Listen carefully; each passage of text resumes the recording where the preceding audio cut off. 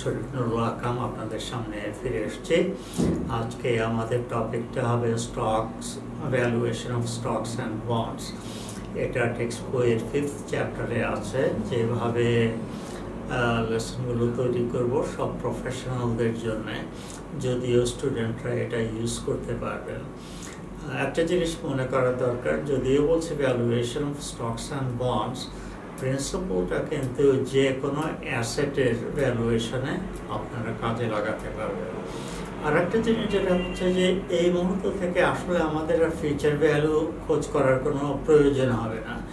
আমাদের ফোকাসটা বেসিক্যালি থাকবে প্রেজেন্ট ভ্যালু আর রেট অফ রিটার্ন।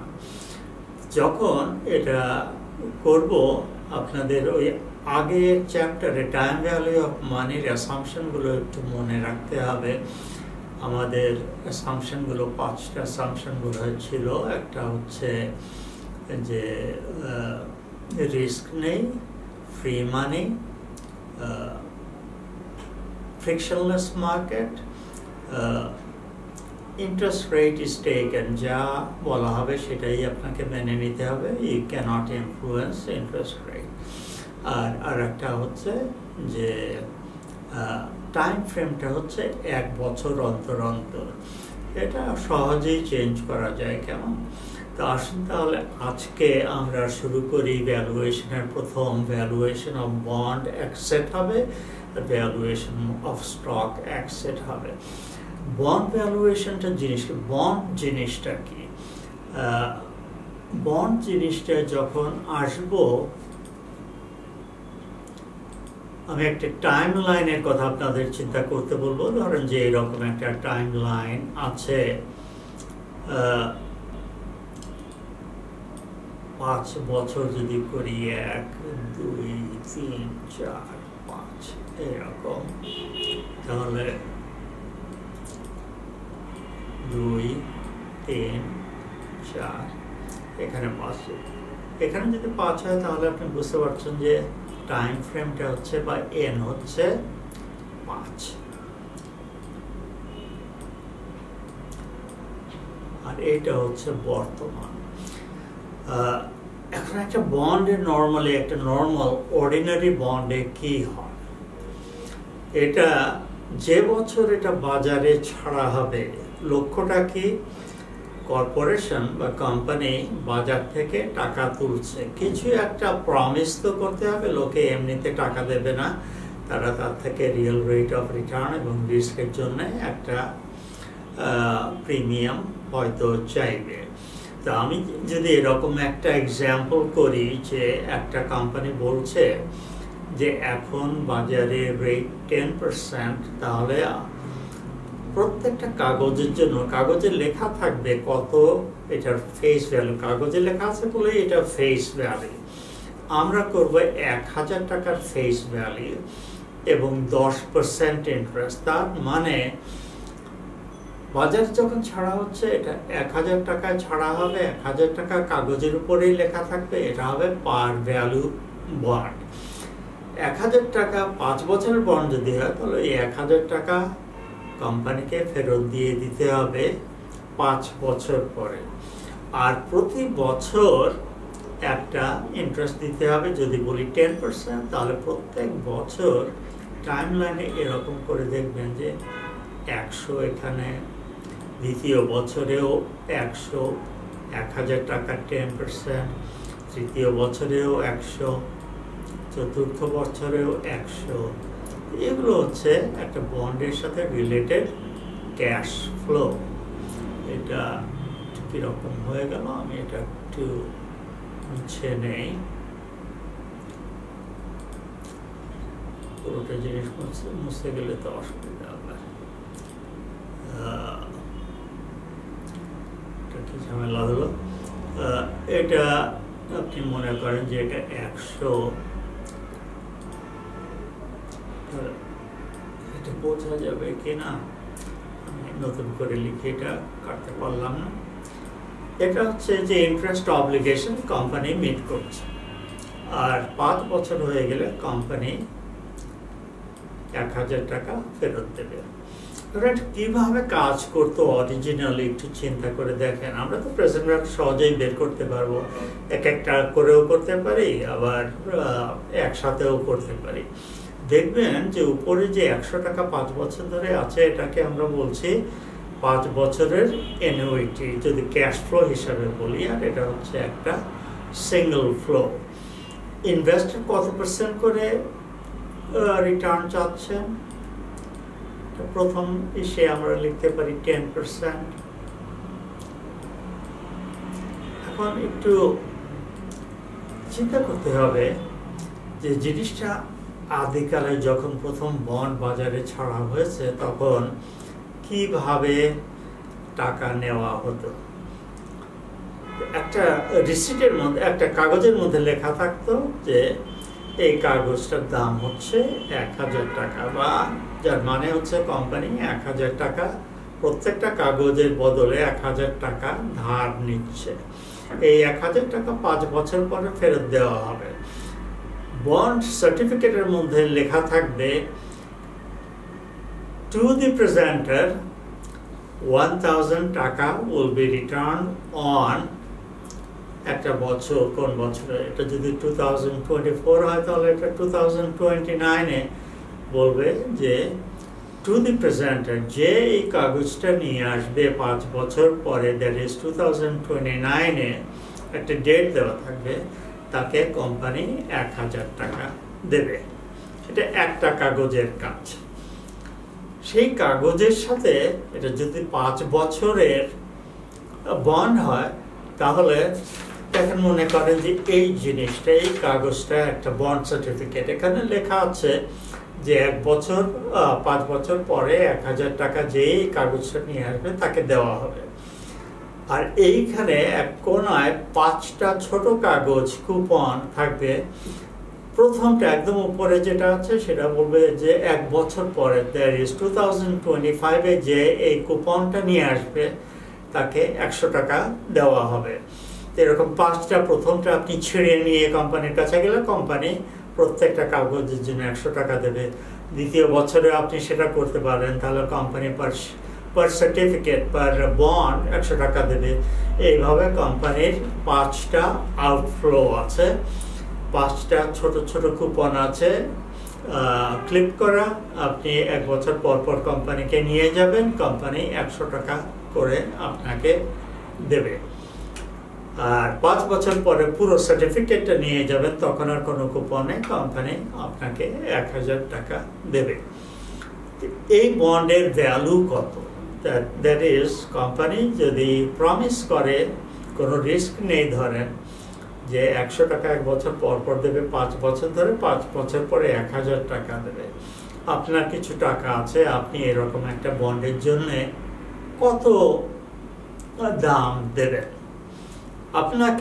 আপনার কাছে যেটা মনে হয় যে ইভেন এক্সচেঞ্জ, এই পুরো প্যাকেজটা 5টা 100 টাকার ফ্লো 5 বছরে, আর একটা ফ্লো 5 বছর পরে 1000 টাকা, এটা বর্তমানে কত হতে পারে? অর্থাৎ আমি যেটা চাইবো সেটা হচ্ছে যে এই সিরিজের প্রেজেন্ট ভ্যালু। আমি যদি এখানে একটু প্রেজেন্ট ভ্যালু এখন লিখি, আচ্ছা এটা দরকার নেই, আমি জাস্ট এখানে এইভাবে প্রেজেন্ট ভ্যালু লিখি। এই যে 5 বছরের অ্যানুইটি, এটা আমরা এখানে যদি বের করি তাহলে আমরা ফর্মুলায় চলে যেতে পারি। আমরা ফাইন্যান্সিয়ালে যে আমরা প্রেজেন্ট ভ্যালু কল করতে পারি, তখন এই যখন বক্সটা আসবে আমাকে দিতে হবে যে অ্যাজ অ্যান ইনভেস্টর আমি কত % রিটার্ন চাই। তা আমি টাইপ করবো 0.10 বা 10%। আর এই ফ্লোটা 5 বছরের, প্রত্যেক বছর অ্যানুইটি অ্যামাউন্ট হচ্ছে 100, আর 5 বছর পরে 1000 টাকা। এটার দাম কত? আপনি যদি যে কোনো জায়গায় 10% ইন্টারেস্ট পান, তাহলে কাউকে যদি আপনি 1000 টাকা দেন তাহলে আপনি 5 বছর ধরে 100 টাকা করে পাবেন, আর 5 বছর পরে 1000 টাকা করে পাবেন। তা আপনার কাছে যদি 1000 টাকা থাকে আপনি যদি সেইভাবে ইউজ করেন তাহলে এই ফ্লোগুলো হচ্ছে। তো বন্ডের ফ্লো এক, তাহলে বন্ডের দামও ওই একই হবে যা হওয়ার কথা আপনার যদি এখন 1000 টাকা থাকে। তাহলে আমি যদি এখন এন্টার দেই তাহলে আমি একটা নাম্বার পাচ্ছি এই 1000 টাকা সহ, এটার প্রেজেন্ট ভ্যালু 1000। তার মানে কোম্পানি এখন 1000 টাকা নিয়ে আপনাকে প্রমিস করছে যে আপনাকে মোট এই টাকাটা দেবে। এখানে আমি একটা জিনিস করতে চাইনি, সেটা হচ্ছে যে এক টাইপের ক্যাশ ফ্লোর মধ্যে শুধু আপনার এইটা আছে। তাহলে প্রেজেন্ট ভ্যালু অফ অ্যানুইটি হচ্ছে 379 টাকা 8 পয়সা। আমি একটা এখানে নেগেটিভ দেই যাতে আমার অ্যান্সারটা পজিটিভ আসে, কেমন? তাহলে এই সিরিজটার দাম হচ্ছে 379 টাকা। আর যেটা ম্যাচিউরিটি ভ্যালু বা ফিউচার ভ্যালু, এই 1000 টাকা প্রেজেন্ট ভ্যালু কত? আমি ঠিক আগের মতন প্রেজেন্ট ভ্যালুটা যদি কল করি 10% আমি চাই, 5 বছর পরে এই টাকাটা আসবে। আমি পেমেন্ট তো আলাদা করে হিসাব করেছি। এই 1000 টাকার প্রেজেন্ট ভ্যালু কত? আমি আবার এটা নেগেটিভ দিলে অ্যান্সারটা পজিটিভ আসবে। তাহলে এই বন্ডের total cash flow present value হবে এই দুটো সংখ্যার যোগফল। আমি এটা যদি যোগ করি, যেখানে অটো সাম আছে 1000 টাকাই আসে। তাহলে এই পরিস্থিতিতে নর্মালি আমি আসলে এক্সপেক্ট করব যে এটার দাম হবে 1000 যখন বাজারে 10% ইন্টারেস্ট রেট এবং কোম্পানি 10% দিতে রাজি আছে। এখন একটা জিনিস এখন বুঝতে হবে, বেসিক্যালি কোনো একটা বন্ডের দাম চাইতে হলে আমার ইনপুটগুলো কি? রেট লাগে, পেমেন্ট লাগে, এন লাগে, আর ফিউচার ভ্যালু লাগে। এই চারটা জিনিস হলে আমি প্রেজেন্ট ভ্যালু 1000 টাকা একবারে বের করতে পারি। আমি তখন প্রথমে যেরকম করেছিলাম বন্ড ভ্যালু, তাহলে কত হবে? আমি প্রেজেন্ট ভ্যালু কল করব। প্রেজেন্ট ভ্যালুর বক্স আসলে আমি এখানে দেব 10, নাম্বার অফ পিরিয়ড 5, একসাথে করতে গেলে -100 আর -1000। আপনি দেখেন যে এইভাবে একবারে 1000 টাকা আসছে। এখন একটা জিনিস বোঝা কিন্তু খুব প্রয়োজন। এটা মনে করেন 2025 বন্ড প্রিন্ট হয়ে গেছে, কুপন প্রিন্ট হয়ে গেছে, প্রত্যেক কুপনে বলা আছে 100 টাকা করে। বাজারে এই রেটটা কিন্তু স্থির নাও থাকতে পারে, 1 বছর পরে রেটটা কমতেও পারে, বাড়তেও পারে। কিন্তু এই ক্যাশ ফ্লোগুলো সেটা কিন্তু ফিক্স, এটা কিন্তু চেঞ্জ হবে না। এটা যদি চেঞ্জ হয় তাহলে কিন্তু আপনার ভ্যালুটা চেঞ্জ হবে, কারণ এটাই তো ডিসকাউন্ট রেট, কেমন? তো প্রথম লেসনটা কি? তাহলে প্রথম লেসনটা হচ্ছে যে আমরা প্রেজেন্ট ভ্যালুটা কিভাবে বের করছি। আর দ্বিতীয় জিনিসটা তাহলে আমাদের ইনপুট হচ্ছে কি কি লাগছে। আমরা যদি এখানে যে একটু লিখি inputs,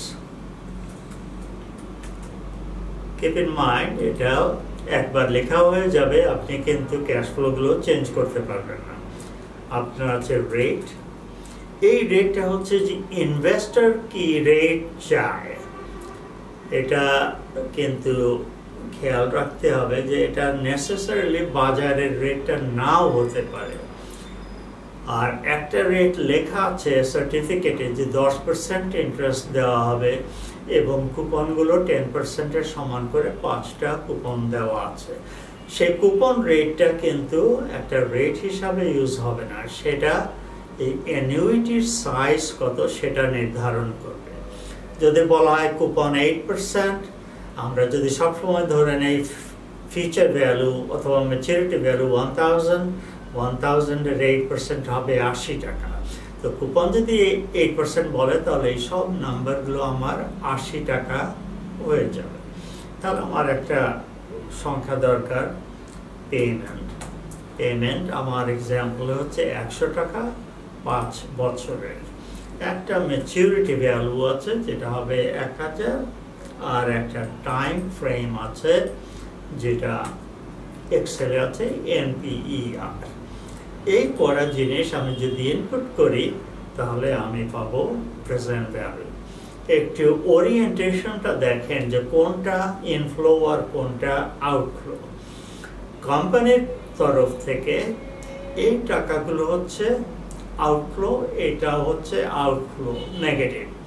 তাহলে কোম্পানি কত টাকা পাবে বলে আশা করে? কোম্পানি পাবে 1000 টাকা, সেটা হবে এইখানে প্রেজেন্ট ভ্যালু। সেটা কোম্পানি পাবে, সেটা তখন পজিটিভ। কেমন? তো এই প্যাকেজটার যে সাইন হবে, প্রেজেন্ট ভ্যালুর সাইনটা হবে এক্স্যাক্টলি অপোজিট। আবার এমফেসিস দেওয়ার জন্য বলছি যে এই টাকাগুলো প্রিন্ট কখন দেওয়া হবে, প্রিন্ট করা হয়ে গেছে, আপনি কিন্তু চেঞ্জ করতে পারবেন, তো রেটটা চেঞ্জ হবে। তাহলে আর একটা এক্সাম্পল দেখা যাক যে বন্ডের ভ্যালু কত হবে, যেইখানে হয়তো বন্ড 2 বছর আগে ইস্যু করা হয়েছিল, তখন হয়তো এটা 10 বছরের বন্ড ছিল। এখন তাহলে 10 বছর থেকে 2 বছর পার হয়ে গেছে, এখন এটা 8 বছরের বন্ড। এখন ধরেন যে বাজারে আপনার ইন্টারেস্ট রেট হয়ে গেছে 8%। 0.8 লিখি, 8% লিখলে কোনো অসুবিধা ছিল না। কিন্তু বন্ড যখন ইস্যু করা হয়েছিল তখন কিন্তু বাজারের রেট ছিল 100। তখন কুপনে লেখা ছিল কুপন নিয়ে গেলে 100 টাকা পাওয়া যাবে। ফলে আমি পেমেন্ট লিখব 80 টাকা। কুপন তো 10%, তাহলে কুপন হবে 100 টাকা। সরি, ম্যাচুরিটি ভ্যালু আমরা সবসময় ধরে নিচ্ছি যে 1000 টাকা। মনে রাখবেন যে এই দুটো সাইন কিন্তু একই থাকতে হবে। আপনি যদি নেগেটিভ দেন তাহলে অ্যান্সার পজিটিভে আসবে, আপনি যদি পজিটিভ রাখেন তাহলে অ্যান্সার নেগেটিভে আসবে। আমি এখন বলছি যে ধরেন যে রেটটা তো আমি 10%, আচ্ছা রেটটা হচ্ছে যেটা আমরা বলেছি যে 8 ইয়ার্স থাকবে। এখন তাহলে এই বন্ডটার দাম কত হবে একটু ভিজুয়ালাইজ করেন, একটা টাইম লাইন। এখন 8 বছরের, কিন্তু এইখানে কি দেওয়া হবে সেটা কিন্তু ফিক্স করা আছে। তাহলে আর একটা লাইন যদি তৈরি করি, সম্ভবত এটা কালো, তাহলে আমি 10 বছরের একটা লাইন করব। আমার ল্যাপটপে এটা ধরছে না, আমি এখানে ভেঙে দিলাম। এইখানে আছে 1 2 3 4 5, এর মাঝখানে 6 7, এখানে এসে হচ্ছে 8। কেমন করে 8 হলো? এটা কিরকম 8 হলো? আবার লিখি 8, এটা একটু ভুল হয়েছে। ঠিক আছে, 0 1 2 3 4 5 6 7 আছে 8। যখন বন্ড ইস্যু করা হয়েছিল তখন বলা হয়েছিল যে 100 টাকা করে দেওয়া হবে। তাহলে আপনার 8টা পেমেন্ট সমান অঙ্ক, এটা একটা অ্যানুইটি। কেমন? তো আমার তো কিছু ভেঙে দিয়েছি, সবগুলো লিখতে পারবো না, কিন্তু ক্যাশ ফ্লোগুলো ভিজুয়ালাইজ করেন যে এইভাবে 8টা 100 টাকা ইনভেস্টর পাবে এবং শেষে একটা 1000 টাকা পাবে। আমাকে 2 ভাগে প্রেজেন্ট ভ্যালু বের করে যোগ করতে হবে না। আমি একবার এক্সেলে যাব, এক্সেলে যে প্রেজেন্ট ভ্যালুটা বের করব। আমার কার্সর তো আমি খুঁজে পাচ্ছি না। আচ্ছা, অলরাইট, তাহলে এখন আমি যদি ফর্মুলায় যাই, ফাইন্যান্সিয়াল থেকে প্রেজেন্ট ভ্যালু নিলে বাজারে কিন্তু রেটটা চেঞ্জ হয়ে গেছে, এটা উপরে আপনার কোনো কন্ট্রোল নেই। 8 বছর, পেমেন্ট 100। আচ্ছা, আমি নেগেটিভ দিই পেমেন্ট, কেমন? তাহলে অ্যান্সারটা পজিটিভে আসবে। Future value 1000। অ্যান্সারটা এখানে চলে এসছে 1114.93 টাকা। তাহলে আপনি যদি এখন এই টাকাটা দিয়ে বন্ডটা কেনেন, আপনি 100 টাকা করে পাবেন প্রত্যেক বছর, 8 বছর পরে আরো 1000 টাকা পাবেন। আপনি আপনার বিনিয়োগ 8%-এ এই সময় যে কোনো কিছুতে করতে পারেন এবং এটাও আপনাকে 8% দিচ্ছে। তাহলে এটার দাম হয়ে যাচ্ছে 1114.93 টাকা। বন্ড ভ্যালু মানে এই ক্যাশ ফ্লোগুলোর প্রেজেন্ট ভ্যালু, এটাই হচ্ছে একটা বন্ডের দাম। এখন এই দুটো সিচুয়েশন একটু কম্পেয়ার করেন। এই বন্ড ভ্যালু লেখা ছিল 1000 টাকা, বাজারে বিক্রি হচ্ছে 1000 টাকা। এটাই এক্সপেক্টেড যখন বন্ড প্রথম ইস্যু করে প্রিন্ট করে ডেলিভারি দেওয়া হয়। কিন্তু পরে যদি ইন্টারেস্ট রেটটা চেঞ্জ হয়ে যায় তাহলে বন্ডের ভ্যালু কিন্তু 1000 টাকা থেকে বেশি হয়ে যাচ্ছে। আমরা টাইম ভ্যালু অফ মানিতে দেখেছি আগে যে রেটটা যদি কম হয় প্রেজেন্ট ভ্যালু বেড়ে যায়, রেটটা যদি বেড়ে যায় তাহলে প্রেজেন্ট ভ্যালু কমে যায়।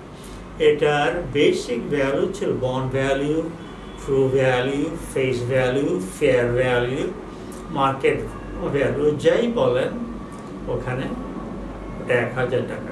মার্কেট ভ্যালুটা চেঞ্জ হতে পারে। এই ইন্টারেস্ট রেটটা যদি 2 বছর পরে কমে যায়, আপনি 2 বছর যেই বন্ডটা 2 বছর পরে কিনবে, he is entitled to these flows, তাহলে তাকে 8% গ্যারান্টি দিতে হলে এই দামের বেশি সে দেবে না। This is the maximum possible price for a person যে 8% রিটার্ন চায় তার টাকার উপরে। তো প্রথমে যখন বন্ড ইস্যু হয়, বিক্রি হয়, নর্মালি এটা বিক্রি হবে পার ভ্যালুতে, যা লেখা থাকবে সেই দামে বিক্রি হবে। কিন্তু একবার ইস্যু হয়ে গেলে ক্যাশ ফ্লোগুলো আর চেঞ্জ করা যাবে না। এবং অতীতের ক্যাশ ফ্লো 2 বছর পরে প্রথম 2 বছরের ক্যাশ ফ্লো ইররেলেভেন্ট। আমরা শুধু ফিউচারেরটা দেখি, কেমন? তাহলে পরে যদি ইস্যু করার পরে বাজারের দাম কমে যায়, রেট কমে যায়, তাহলে বন্ডের দাম কিন্তু বাড়বে, কারণ একই ক্যাশ ফ্লো আপনি লোয়ার রেটে ডিসকাউন্ট করছেন। ইন্টারেস্ট রেট যদি বেড়ে যায় তাহলে অটোমেটিক্যালি প্রেজেন্ট ভ্যালুটা কমে আসবে, তো বন্ডের টোটাল দামটাও কমে আসবে। তাহলে এখানে আমরা শিখলাম যে বন্ডের প্রেজেন্ট ভ্যালু কিভাবে বের করে। প্রেজেন্ট ভ্যালুটাই হচ্ছে ফেয়ার ভ্যালু। প্রশ্ন থাকতে পারে, what is the fair value, what is the intrinsic value, what is, এই সময় should be the market value. Market value এক এক সময় এক এক রকম হয়। বন্ডের ফেস ভ্যালু যদি 1000 টাকা হয় তাহলে এটার পার ভ্যালু 1000 টাকা। বাজারে রেট কমে গেলে দাম বেড়ে যাবে 1000 টাকার বেশি, তখন আমরা এটাকে বলবো প্রিমিয়াম বন্ড। দাম যদি কমে যায় তাহলে এটাকে আমরা বলবো ডিসকাউন্ট বন্ড। আমি এখানে রেটটা যদি বাড়িয়ে 10%-এর বেশি করে দেই তাহলে এটা আসলে করা যাবে না। শুধু আমি রেটটা চেঞ্জ করব, আমি জানবো যেহেতু রেটটা কম, আমি কিন্তু জানতে পারবো যে আমার এক্সপেকটেশন হচ্ছে যে এই বন্ডের দাম 1000 টাকার কম হবে। এখানে দেখেন যদি 12% ধরে নেই যে 12% বাজারের রেট হয়ে যাবে, তাহলে আপনার এই বন্ডের দাম কত হবে? আমি এখানে 12 দিলাম, যদি বক্সে দেই রেটটা 12% দেব, এখানে 900 টাকা 65 পয়সা হয়েছে। এটাই এক্সপেক্টেড। 1000 টাকার উপরে হলে এটা কিন্তু ভুল হতো। প্রথম ইউনিটটা এখানেই আমি শেষ করছি। আপনারা যারা আমার সাথে ইউটিউব চ্যানেলে সংযুক্ত হয়েছেন তাদের ধন্যবাদ জানাচ্ছি। আমি প্রত্যেক শুক্রবার আর সোমবার আপনাদের সামনে হাজির হব। মাঝখানে যে সময় থাকবে সেই সময়ে আপনারা ভিডিওগুলো দেখবেন এবং যদি কোনোটা বুঝতে অসুবিধা হয় আপনাদের যথেষ্ট সময় থাকবে বারবার দেখবেন। কোনো প্রবলেম যদি মনে করেন যে ঠিক বুঝতে পারছেন না, মেসেজ দেওয়ার চেষ্টা করতে পারেন আমাদের। কিন্তু একটু সবসময় একটু প্র্যাকটিসের মধ্যে থাকতে হবে। আশা করি আপনারা প্র্যাকটিসের মধ্যে থাকবেন। আবার দেখা হবে সামনে খুব শীঘ্রই। Thank you.